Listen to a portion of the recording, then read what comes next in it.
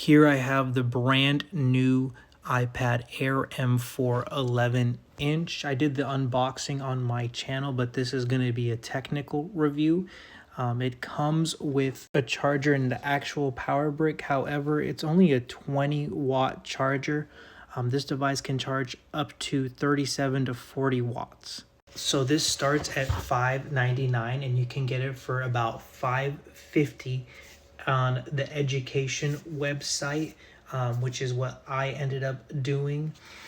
This is a very minor upgrade from the M3. If you're deciding between this, the regular iPad, and the Pro, you have to go with what suits you best. This is a very powerful device with the M4 chip. However, it's missing quite a bit that you would get in the Pro, but it's still a substantial upgrade from the basic. Now, one of the main reasons I got this was actually because with the other edition, you have to physically charge. You can only use the USB-C type pencil and not the Pro pencil. And nobody has time for that. Now, one reason I'm highly disappointed in this device is in 2026, there's no reason that we shouldn't get an OLED display. This is an LED display. We should get an OLED display. And this is 60 hertz. There's no reason for 550. This should not be 120 hertz. I know they're saving that for next year's. And if you have an M1 to M3, I say wait for next year. But there are some great things. So comparing this to the Pro's a lot more expensive, but the Pro, you can get nano texture display. That means if you're watching this, there's going to be absolutely zero glare. Whereas with this, you could see the reflection. There is quite a bit of glare. But this is an extremely powerful device. If you want to compare it to last year's M3, you get an M4 chip. They're both 8 cores. They're both 9-core GPUs with 16-core neural engines. The M4 Pro, to be fair, you get a 10-core CPU and a 10-core GPU. All these devices have Apple Intelligence. The standard iPad does not. You get a 12 megapixel wide camera with 4K video in both the M3 and M4. And really what you get in this is their new N1 chip.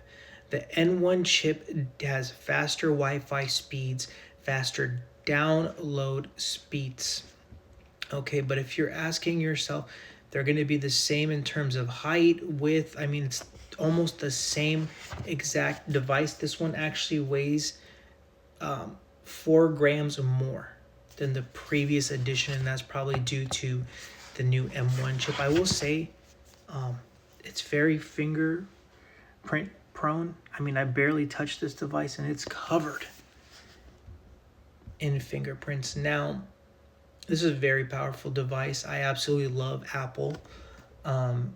You get 10 hours on both the M3 and M4, and you got to ask yourself, what's more important to you? Now, if you can get the iPad M3 for $400, I would absolutely do it. Right now it's $499 on sale.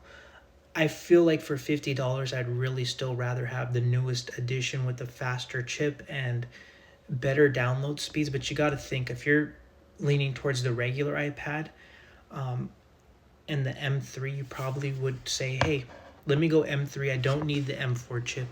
Those internet speeds, although nicer, I don't need that either. Now that I got to all the criticism, let's get to some of the positives. The M4 chip is 50% more unified system memory, elevates power, so it is 2.3 times faster than the iPad Air with the M1. It's 4 times faster at 3D rendering, but again, that's the M1.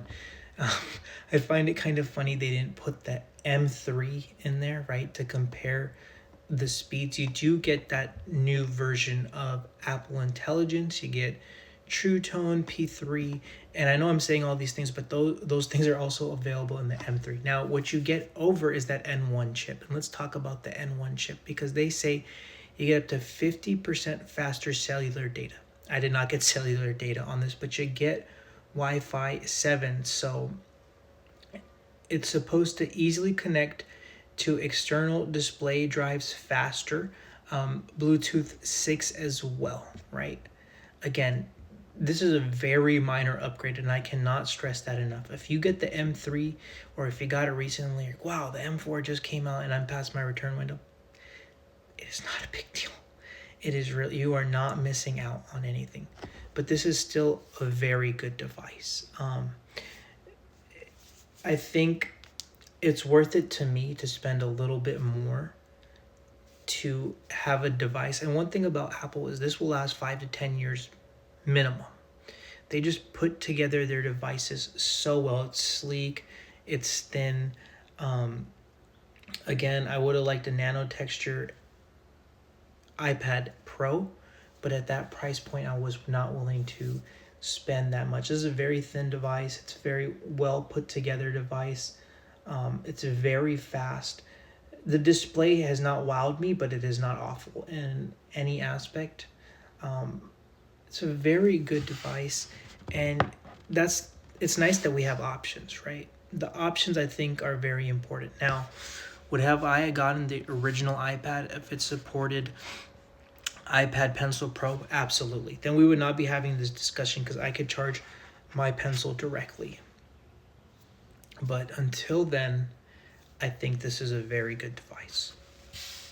But when it comes to decision making, if you don't have a laptop, like I already have my M1 laptop, and I know people are going to make fun of this, but this is still a very powerful device, even in 2026. With that being said, if you don't have a laptop, this is not the device to get. I would actually recommend then saving that $599, especially if you're a student or someone in the teaching field, saving that $599, going to the education website and getting yourself a Neo. And I know a lot of people are making fun of the Neo. The Neo is more powerful than the M1 laptop. Now, there are some setbacks to the Neo because you don't get a backlit keyboard, which in my opinion is very important. You don't get Touch ID. This does have Touch ID, which is nice. I can just unlock it with my finger, which is absolutely phenomenal. But this uses iPad OS, and iPad OS in 2026 is very good. You can multitask, you can separate things, but you can't do things like that are necessary for being a student. You can't get lockdown browser on this. Excel is not fantastic on this, even if you add the keyboard addition. So I think you have, and that's the great part. They're giving you options. This year is just options based on options. You can get the Neo, you can get the iPad, you can get the iPad Air. This is great for note taking. If you're one of those students who is in a field where it's not mandatory to have those type of softwares, then go get it. But in my experience, almost every field is gonna need, every major is gonna need lockdown browser. Now let's test out the camera here. Let me show you the unlock feature with the finger. Very simple. It was very simple to set up. Go to the camera, because I do think the camera is positioned this way. So the camera is not like the iPad, which is like this, right? It is actually focused this way. So great camera for an entry-level iPad. You're going to get a nicer camera on the Pro, but you get a front-facing 12 megapixel camera, which is not bad by any stretch of the imagination. One thing I do feel like will be mandatory for this device will be carrying around a microfiber cloth, because the fingerprints are just everywhere and I hardly used it.